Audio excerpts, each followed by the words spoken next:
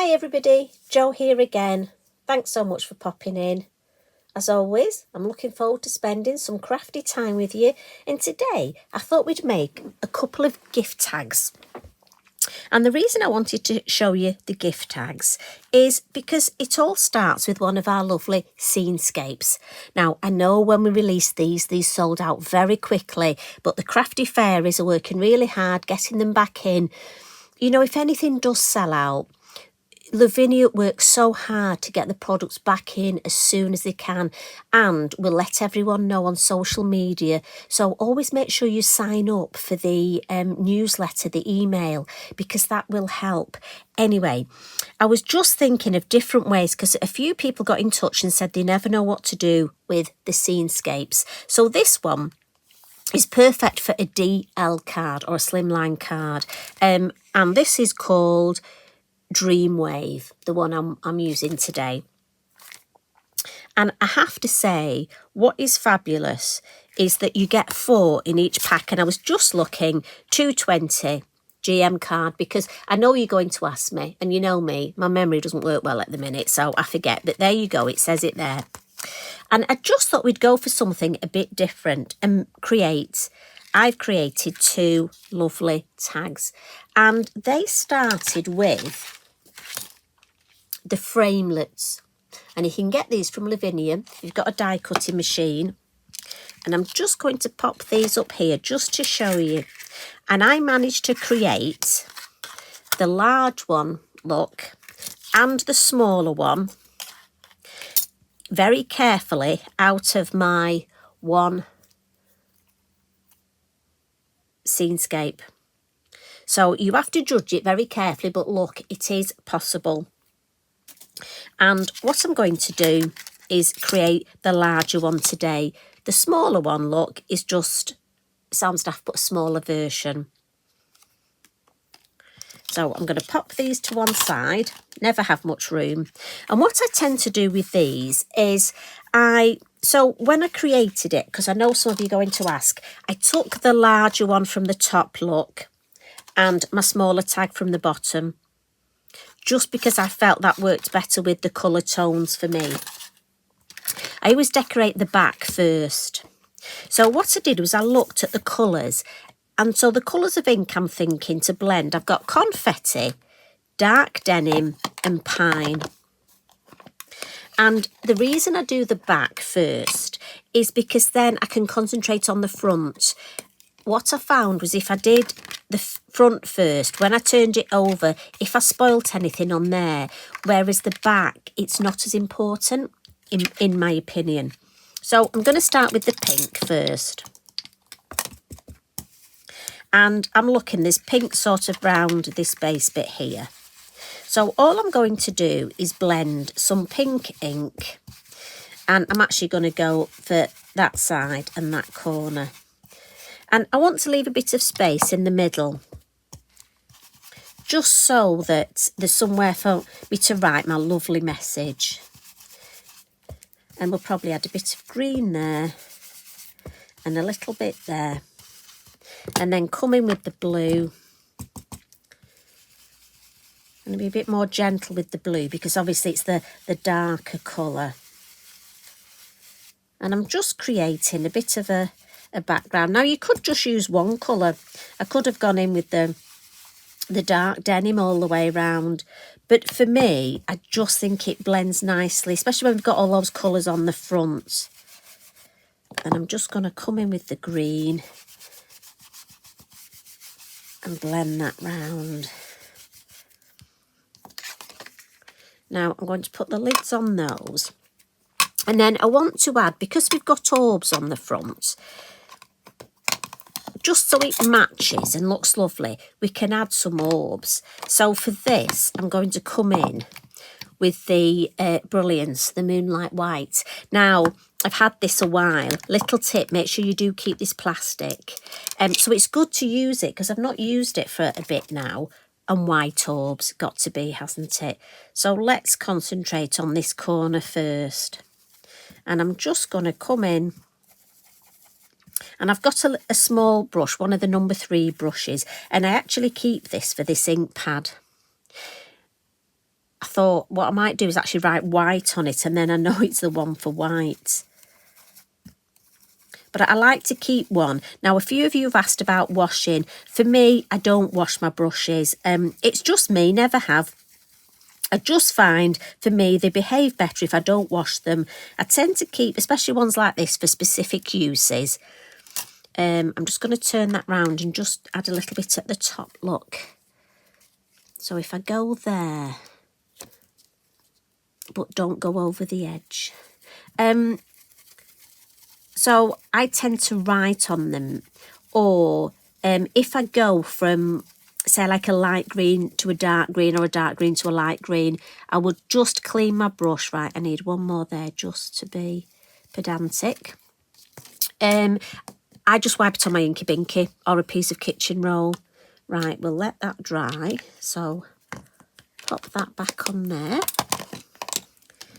And we'll give this a bit of a spritz, and we'll clean the mat at the same time.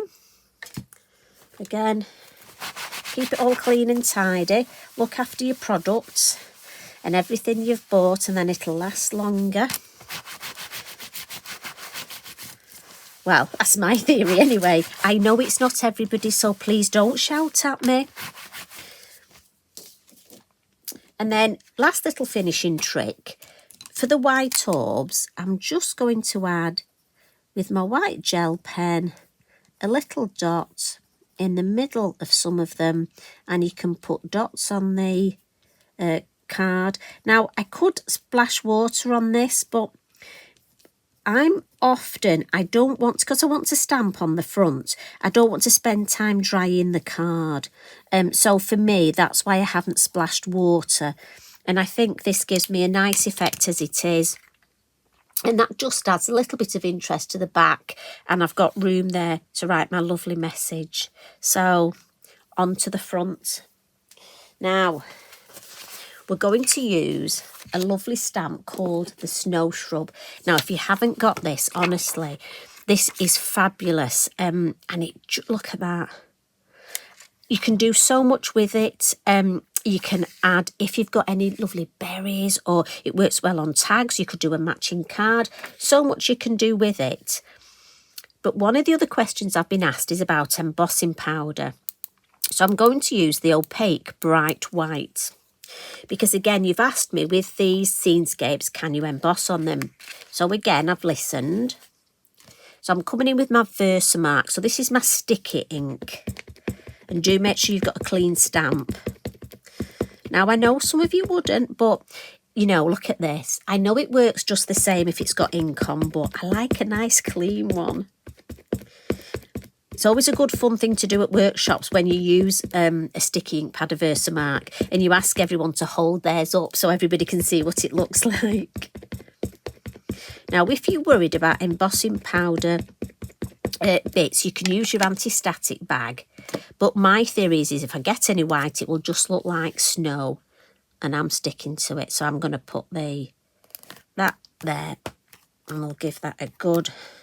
So, like I say, if I was using a coloured, you know, say like a black, or I would use my anti-static. But if I get any bits on this, I'll just say it's snow. Lovely. And then we'll cover that with our powder. And just give that a little tap.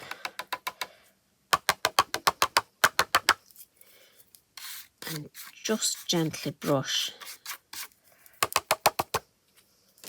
And then this all goes back in there.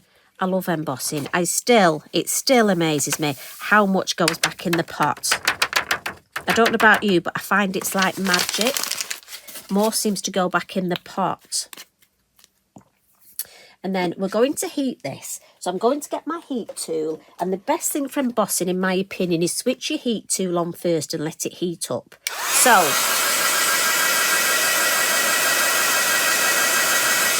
once it's nice and warm, start off in one area, slowly move it round. And hopefully you can see this changing. Can you see the difference between the areas that have embossed and those that haven't?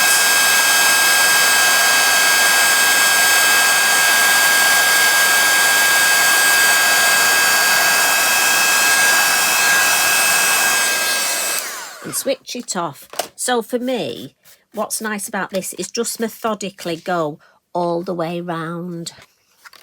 And like I say, look at that, good quality card. So what I'm going to do now is stamp our lovely sentiment at the bottom. And I've gone for the word peace, and this is from our seasonal words. And I didn't really want to use black, but I looked at my VersaFine Clair and I thought the twilight looked sort of like the dark blue that's at the top. And again, it's just part of trying to get that cohesive design and get things to match.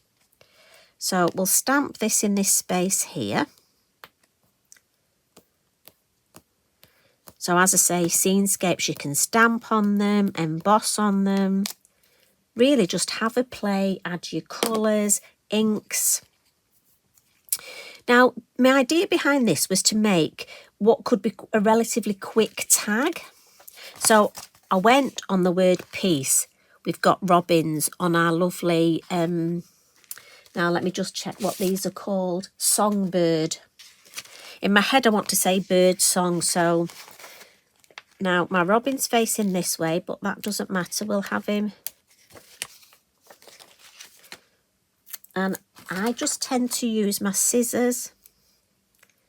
Right, now, should we have him on the... Oh, I could put him on... Do I put him... See, this way I can look... No, I like him on there. So I can move him round and then stick him down. Lovely.